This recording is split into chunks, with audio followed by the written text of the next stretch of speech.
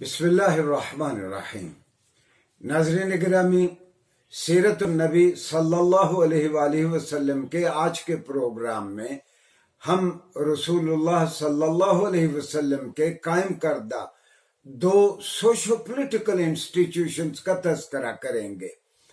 आप रसूलुल्लाह सल्लम ने अपनी हयात तय्यबा में दो सोशो पोलिटिकल इंस्टीट्यूशंस आपने कायम किए, जिनमें से एक का नाम आयराफा और दूसरे का नाम निकाबा था।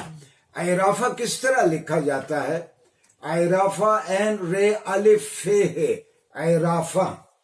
और जो अरीफ होता था, अरीफ और नकीब, जिस इदारे में नकीब काम करते थे उसको निकाबा कहते थे। जब 10 लोग मुसलमान हो जाते, आप 10 आदमियों पे एक इंचार्ज मुकर्रर कर देते, उसको अरीफ कहते थे और इस इंस्टीट्यूशन को इराफा कहा जाता था। जब 10 अरीफ इकट्ठे हो जाते तो आप उनमें एक आदमी को अमीर बना देते, उनका इंचार्ज बना देते और उसको नकीब कहा जाता। अब हैरान होंगे कि बुखारी शरीफ में मुतअद्दिद अहादीस हैं कि मिसाल के तौर पर बुखारी शरीफ में एक हदीस है, अन मुसअब बिन उमैर रदियल्लाहु अन्हु कमा अहदुन नुक़बा क़ाला क़ाला रसूलुल्लाह सल्लल्लाहु अलैहि वसल्लम, कि हजरत मुसअब बिन उमैर जो नकीबों में से एक थे। अच्छा, चूंकि अब हमारे हदीस पढ़ने का अंदाज और है, हम उसको सोशो पोलिटिकल इंस्टीट्यूशंस के तौर पर नहीं पढ़ते। हम हमारे मदारिस अरबिया में, दीनी मदारिस में लफ्ज नकीब का तर्जुमा कर दिया जाता है, जो दीन की बहुत हिफाजत करने वाले थे।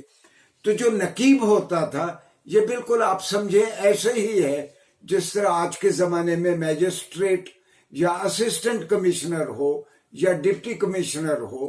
तो अच्छा, ये हमारे वर्षे की एक बहुत अहम किताब है, वफा उल वफा, वफा उल वफा अल्लामा समहूदी की।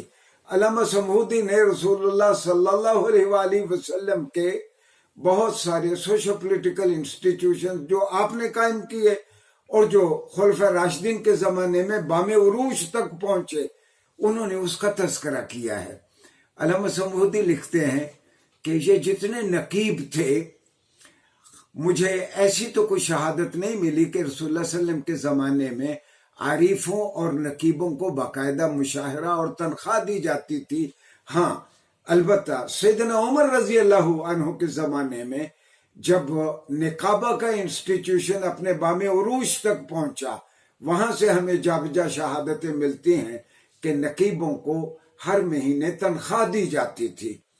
नाज़रीन गिरामी, आप हैरान होंगे कि इन नकीबों के फराइज क्या थे। अल्लामा समहूदी लिखते हैं कि इनके 3 किस्म के फराइज थे। 3 किस्म के फराइज क्या थे? पहला फरीजा तो रसूलुल्लाह सल्लम की जिंदगी में नकीबों का ये था कि वो लोगों को वहीं से रूशनास कराएं कि अल्लाह की जानिब से ये हिदायत आ चुकी है। और रसूलुल्लाह सल्लम के बाद खुलफा राशिदीन के जमाने में नकीबों का काम ये था कि लोगों को कुरान करीम से, आप सल्लल्लाहु अलैहि वसल्लम के फरमूदात और आपके तर्ज अमल से रूशनास कराएं और साथ मुल्की कवानीन से आगाह करें। मुल्की कवानीन के हमारे मुल्क में ये कानून है ताकि उनकी पासदारी की जाए। दूसरा नकीबों का फरीजा ये था कि लोगों को अक़दारे आला से रोशनास कराएं कि खुदाशनास मुआशरा किस तरह बनाया जाता है, एक केयरिंग सोसाइटी किस तरह बनाई जाती है। मैं इसकी सिर्फ 2 मिसालें देता हूं केयरिंग सोसाइटी की। मिसाल के तौर पर हदीस की किताबों में जा बजा ये रिवायत बयान हुई कि रसूलुल्लाह सल्लल्लाहु अलैहि वसल्लम ने फरमाया कि जिब्राइल ने मेरे पास आकर इतनी मर्तबा पड़ोसी का ख्याल रखने की ताकीद की कि मुझे महसूस हुआ कि कहीं अल्लाह ताला पड़ोसियों को विरासत में तो हिस्सा नहीं देना चाहता।